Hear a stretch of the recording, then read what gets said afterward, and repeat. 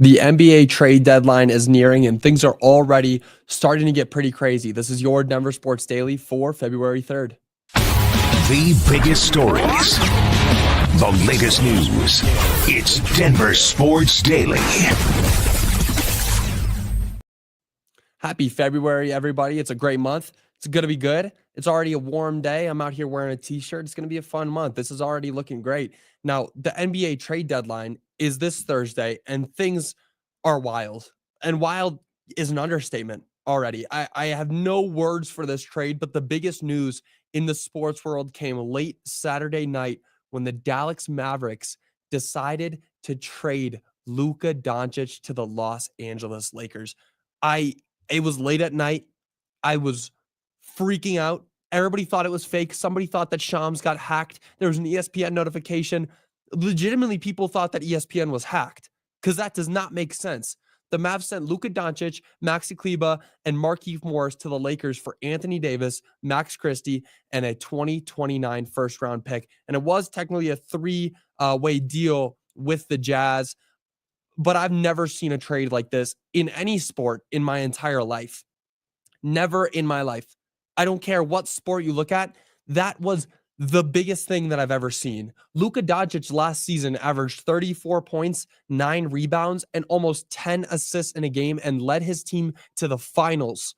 And they traded him away. The first time in NBA history that two all NBA players were traded for each other at the trade deadline. Never before happened with Anthony Davis and Luka Doncic. And sure, people are saying, the Mavs might be good with Anthony Davis coming in. I don't think this is a good trade at all. This doesn't seem like a good move on the Mavericks side in any way. It just doesn't make any sense. The Lakers are now a team with Luka Doncic and LeBron James, players that have already had a lot of comparisons in the past, except Luka's 25 years old and in his prime. LeBron is going to be that guy to teach him. This team could win a championship now. The Lakers could. It's just insane. Now, another huge move happened late last night following that one with the Sacramento Kings sending De'Aaron Fox to the San Antonio Spurs, and the Kings ended up receiving Zach LaVine from the Bulls in a three-way trade. Zach LaVine was one of those players who came up in conversations often when talking about the Nuggets at the trade deadline. Now, I didn't like that move at all. It would have been a bad move. They were talking about sending MPJ away for Zach LaVine. Just didn't make any sense. I didn't like that trade at all. Now, the official trade deadline is this Thursday. That's going to be this February 6th. And now the main talk is, what are the Nuggets going to do? Are the Nuggets going to do anything? Simple answer, probably not. I don't see the Nuggets doing anything in the near future within this week, trading away any of their players that they have right now. There may be some small trades for picks and backup players. Like I could see a Zeke Naji leaving, somebody like that. But I don't think that there's going to be any big shakeup in the starting lineup. Now, I've been wrong in the past. I would have also told you that it would have been ridiculous to trade Luka Doncic, but hey, things happen. Things happen. I would not be surprised if the Nuggets ended up doing something like sending Jamal Murray, which would suck. I would not like that. It would be terrible. It would be terrible for this team, and it would derail everything they have going for them right now. But I've been wrong before, and I could definitely see it happening. Now, it is a Nuggets game day tonight. The Nuggets are welcoming the New Orleans Pelicans to town and are hoping to get the win in their third matchup of the season. The Nuggets are coming back home after a long 5-game road trip where they went 2-3. The first part of the road trip was terrible, losing to the Timberwolves, Bulls, and Knicks in succession. But after that, they got back on track, winning against the 76ers and Hornets. And even though they were close wins, they were still wins. They beat Philadelphia 137-134, where they were 10-point favorites. And then they beat Charlotte 107-104, also 11-point favorites. That's 2 3-point wins against teams that are not good. They're not good at all. You can basically put that X next to their name as not in the playoffs. They're not great teams. Philadelphia is missing Joel Embiid, and they have been a terrible team for most of the season. Now, given that they were on a 5-game win streak, the Nuggets were not. They lost 3 in a row going into that game. So they pulled out with the win. They had a great game. Tyrese Maxey has been insane. He's been incredible for the Sixers. So getting that win was huge. But then Charlotte is towards the bottom of the entire league, and you're only winning by 3 points. This is the kind of thing that happened earlier in the season where they were barely scraping by with wins against teams like the New Orleans Pelicans. Bad teams. and we're barely scraping away with the win. They need to go out and dominate in games like that, and it's just not comforting right now that the Nuggets cannot get big wins on the road. It's just not. It's not gonna lead to anything in the playoffs. Now, the Nuggets are headed into this game as 12-point favorites, and they will tip off at 7 p.m. tonight. But again, this could be a trap game. The Pelicans are a bad team, and if they lose this, I'm gonna be worried. I really am. Now, the Avalanche also won both of their games this weekend. The Avs didn't just beat the St. Louis Blues and Philadelphia Flyers this weekend.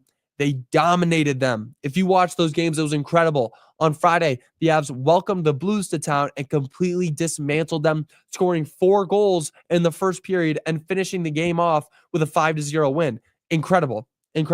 Then yesterday, the Flyers visited Denver and were shut out as well for their 3rd game in a row. The Flyers, you got to get it back on track, but don't come to Denver with that because you're leaving with the loss. Over the 2-game stretch, Mackenzie Blackwood had 43 saves and no goals allowed. Absolute dominance from the inside the net.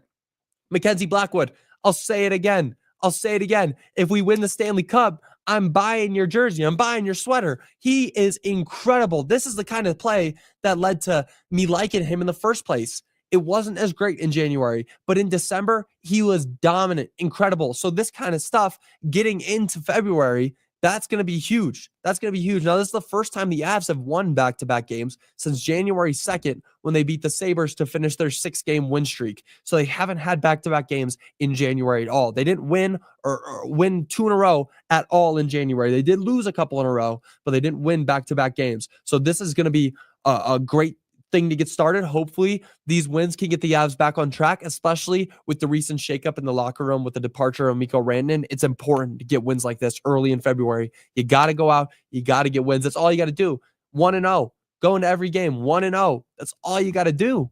Keep that mentality and the wins are going to pile up. Now, Mikko, again, it's going to be hard. It's going to be hard moving on for the Avs without their second star player. It's going to be more than hard. It's really important to get wins like this, especially at home. Take the easy wins when you get them.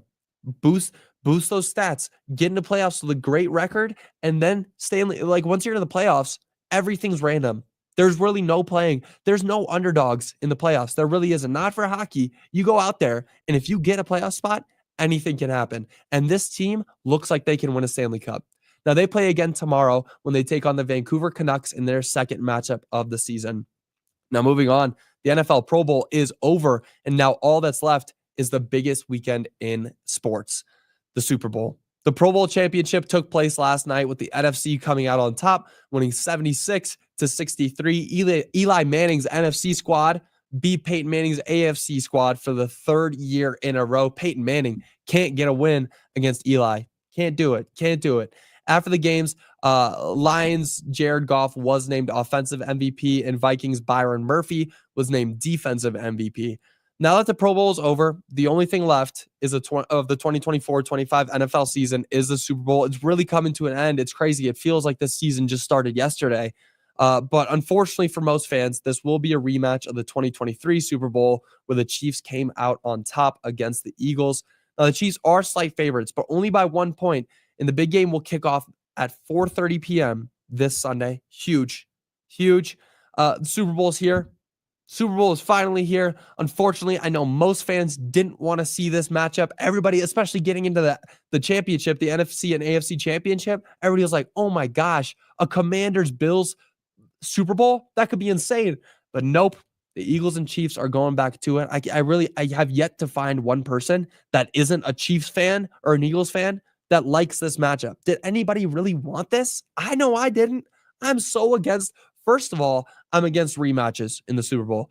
I don't want to see that. Nobody wants to see that. It can't be good for numbers for the NFL. Chiefs fans want to see that in their small market. Let them get that, whatever. But nobody wants to see rematches in the Super Bowl. And second of all, how many more times can we see the Chiefs do this? And I get it. I'm not going to blame the refs because that's a worn out take. But still, it's annoying to watch. They're not winning exciting games. They're going out there. They're not playing good football. They're playing off of Patrick Mahomes' ducking right and running up for 3 yards. It's not good football. It really isn't. Now, sure, I might be crazy for saying it's not good football because they were one of the best teams in the league. They were the overall best team in the league with their record, but it's just, come on. How many more times can we watch this? But that's going to do it for your Denver Sports Daily. It's February. It's the month of love. It's going to be a great month. It's already starting out so warm. It's 65 degrees here. I'm wearing a t-shirt. It's going to be great. Let's see. My golly, what a blockbuster trade from the Mavericks to the Lakers. I was up late at night, watching. I can't remember what I was watching. I think I was watching a movie or something like that. And I get the buzz on my phone, ESPN, Mavericks, Luka Doncic being traded to the Lakers. I legitimately threw my phone. I said, this can't be real. That's not real. It's not. I thought ESPN was hacked.